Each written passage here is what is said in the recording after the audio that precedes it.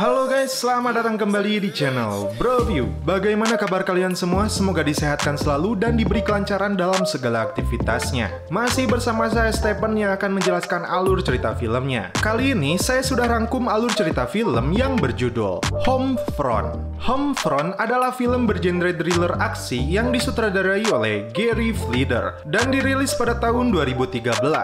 Dan menariknya, skenario film Homefront ini ditulis oleh Sylvester Stallone yang berdasarkan novel dengan judul yang sama oleh penulis Chuck Logan. Tanpa menjelaskan terlalu panjang di awal yang nantinya malah jadi spoiler, langsung saja sebelum masuk ke ceritanya siapkan apa? Ya tentunya kopi dan Woodbray untuk menemani kalian dalam menonton alur cerita film ini. Dan langsung saja sekarang kita masuk intro.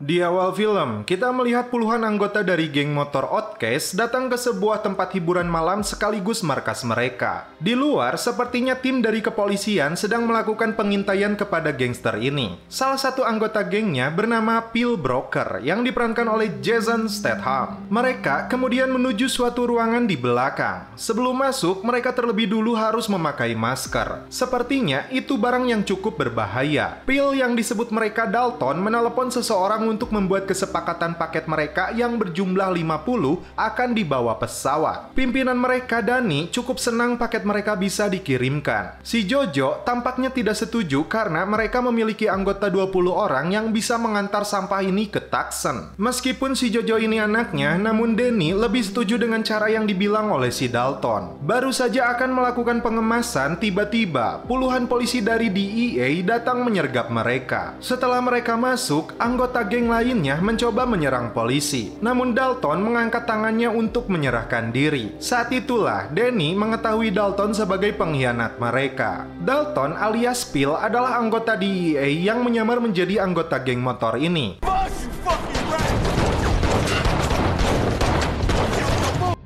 Danny dan anaknya Jojo meledakkan markas mereka dan kabur menggunakan mobil.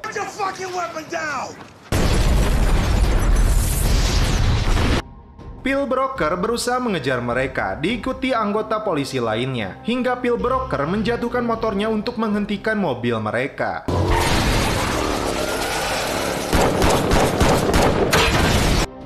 Danny dibawa keluar dari mobil itu. Jojo yang memegang senjata diminta untuk menyerahkan diri hingga Pill menembak kakinya. Namun naas, Jojo tidak menggubris dan polisi di sana menghujani dia dengan timah panas hingga dia tewas.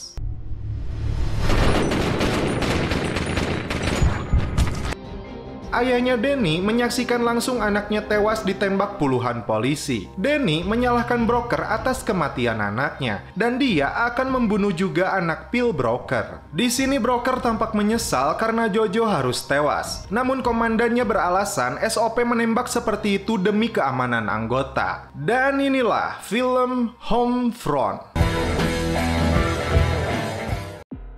2 tahun kemudian, di sebuah sekolah, seorang anak perempuan yang bernama Maddie terlihat sedang asyik bermain, hingga 3 anak laki-laki mencoba mengganggunya. Maddie meminta topinya dikembalikan, namun si gendut malah mendorongnya. Dan ini yang dilakukan oleh Maddie.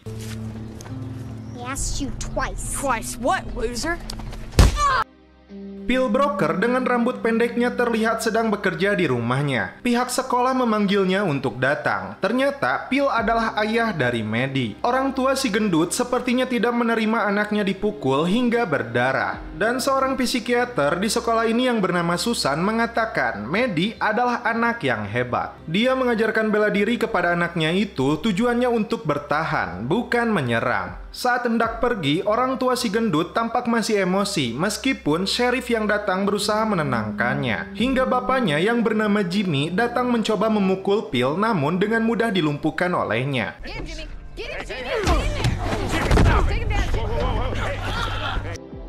Semua guru melihat kejadian ini. Namun yang Phil sorot adalah temperamen dari ibunya si gendut yang bernama Casey terus menghasut suaminya. Saat di mobil, Casey terus meledek suaminya ini yang dengan mudah dijatuhkan oleh Phil. Tak terima dengan kejadian ini, Casey akan memberitahu kakaknya. Sebenarnya, Jimmy kurang setuju dengan masalah kecil ini harus memberitahukan kepada kakaknya. Lalu scene berpindah ke sebuah rumah. Terlihat beberapa anak muda sedang menikmati narkoboy. Tak lama, datang seorang pria yang bernama Gator Bodini datang ke sana membawa tongkat bisbol. Dia pun menyuruh mereka semua pergi dari tempat itu.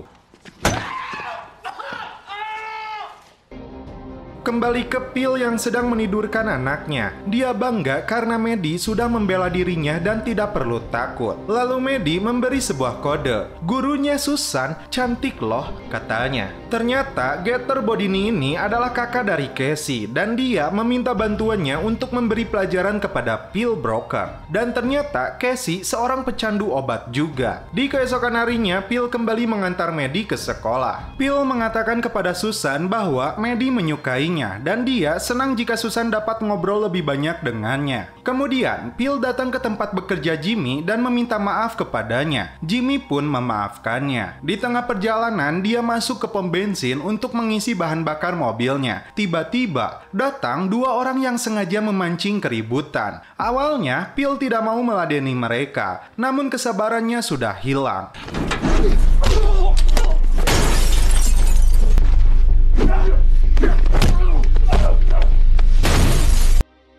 Orang ini tidak mau mengaku siapa yang telah mengutus mereka. Di sebuah lokasi, tampak beberapa orang yang sedang meracik barang berbahaya seperti yang dulu dilakukan geng motor ketika Phil menyamar menjadi anggotanya. Ternyata, Gator Bodini, kakak Casey, yang berada di tempat ini. Dalam perjalanan pulang, sheriff menghentikan mobil Phil.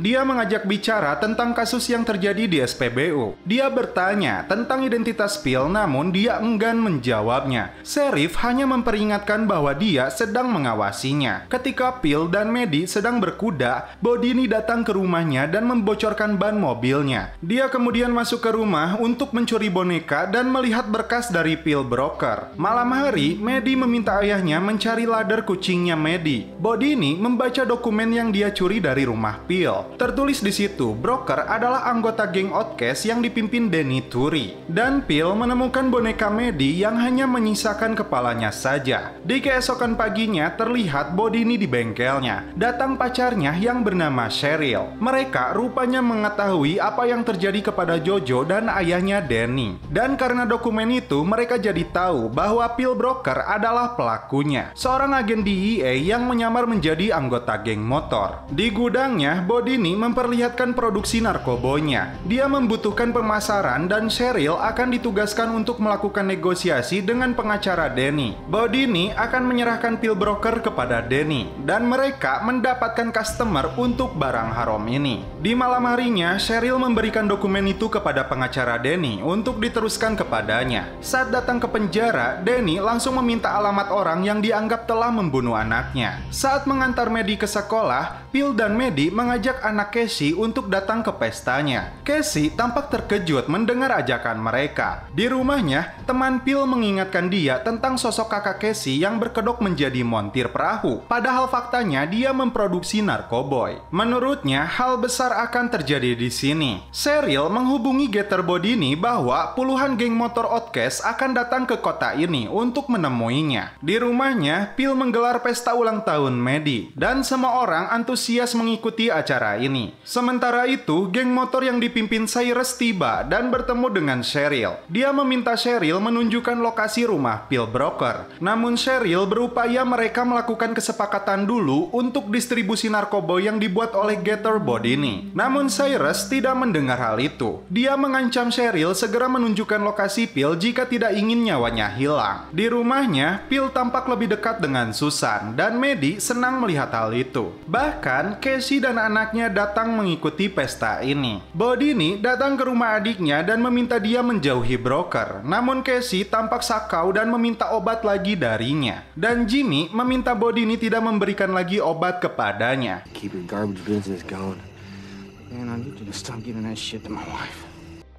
Rekannya Phil di Dea memberikan informasi bahwa Cheryl adalah mantan anggota geng motor dari Sherport. Dia pernah ditangkap 2 kali karena menyelundupkan narkoboy kepada Danny. Di pagi harinya, Phil datang ke sebuah kafe dan menemukan Bodini dan Cheryl yang sedang berada di sana. Phil mengetahui bahwa dia telah mencuri mainan dan kucing anaknya, dan itu tindakan pengecut. Dan jika itu terjadi lagi, dia akan berhadapan dengannya. Phil kemudian datang ke bengkel perahunya Bodini yang berada di area hutan. Di sana, dia menemukan bahan baku pembuatan narkoboy. Bahkan setelah masuk ke gudangnya, ditemukan banyak paket siap edar. Kemudian, Phil berencana membakar gudang ini, yang nantinya diakibatkan dari percikan listrik dari lampu mereka sendiri. Ketika keluar dan melihat ladder, tiba-tiba seseorang menodongnya dan memukul Phil.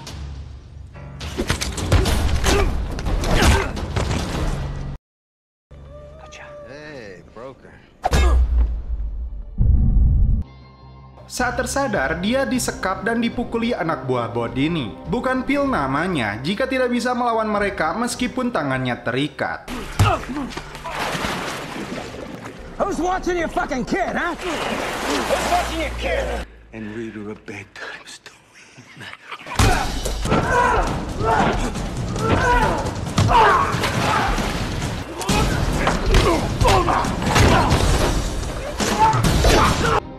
Phil pulang ke rumahnya dan segera mengemas barangnya untuk pergi dari kota ini membawa Maddie. Namun Maddie menolak dan ingin tetap tinggal di kota ini. Di tempat lain, Cyrus dan anggota geng motornya sudah siap melakukan aksi mereka. Dia bertemu dengan Bodini dan Cheryl. Mereka diminta menunjukkan rumah Phil. Bodini tidak mau ikut dan terpaksa Cheryl yang mereka ajak pergi. Theodore datang ke rumah Phil untuk membawa kuda-kudanya. Sementara itu, perahu yang membawa geng motor ini sudah meluncur. Untuk membersihkan namanya, Bodini menemui sheriff di kota. Theodore tampak mendengar seseorang telah masuk ke rumah ini. Dia berhasil melumpuhkan salah satunya dan berlari menekan klakson untuk memperingatkan Phil.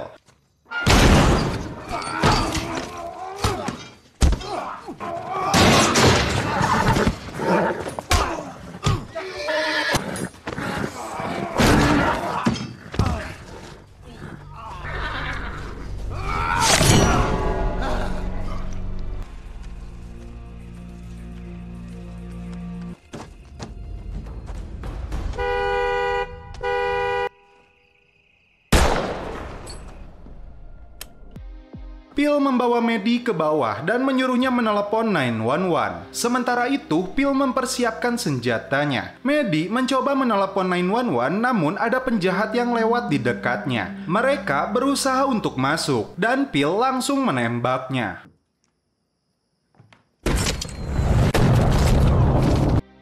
Sementara itu, Maddie berusaha lari ke hutan.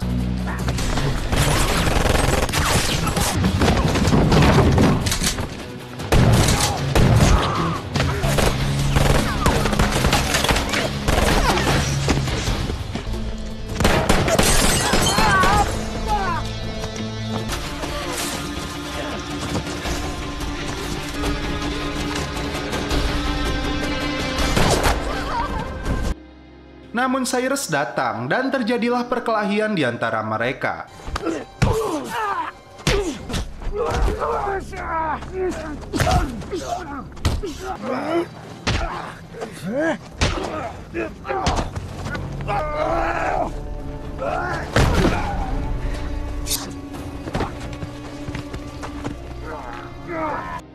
Sedangkan Maddie dibawa kabur oleh Cheryl dengan perahunya. Untungnya, Maddie membawa HP milik ayahnya. Sheriff dan polisi lain datang ke rumah Phil. Theodore yang terluka masih bisa diselamatkan. Phil meminta polisi melacak HP-nya, dan Bodini menyuruh Cheryl menuju bengkelnya. Maddie mengatakan dia berada di sebuah gudang, dan seketika Phil menggunakan mobil polisi menuju ke sana. Cheryl yang ketakutan membawa Maddie, dan itu disalahkan oleh Bodini. Tiba-tiba, Casey dan Jimmy datang ke sana. Casey mencurigai Bodini terlibat dengan sesuatu. Tiba-tiba, dia mendengar suara anak kecil di gudang dan saat Casey menyalakan lampu,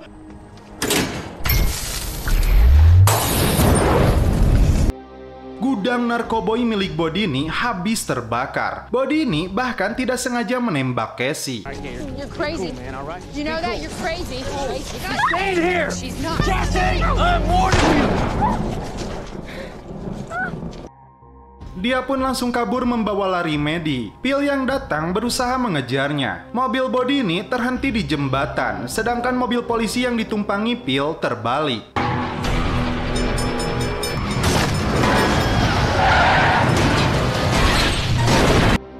Bodini akan menembak Phil. Sheriff sudah membidiknya, namun Phil bangkit dan menghajarnya.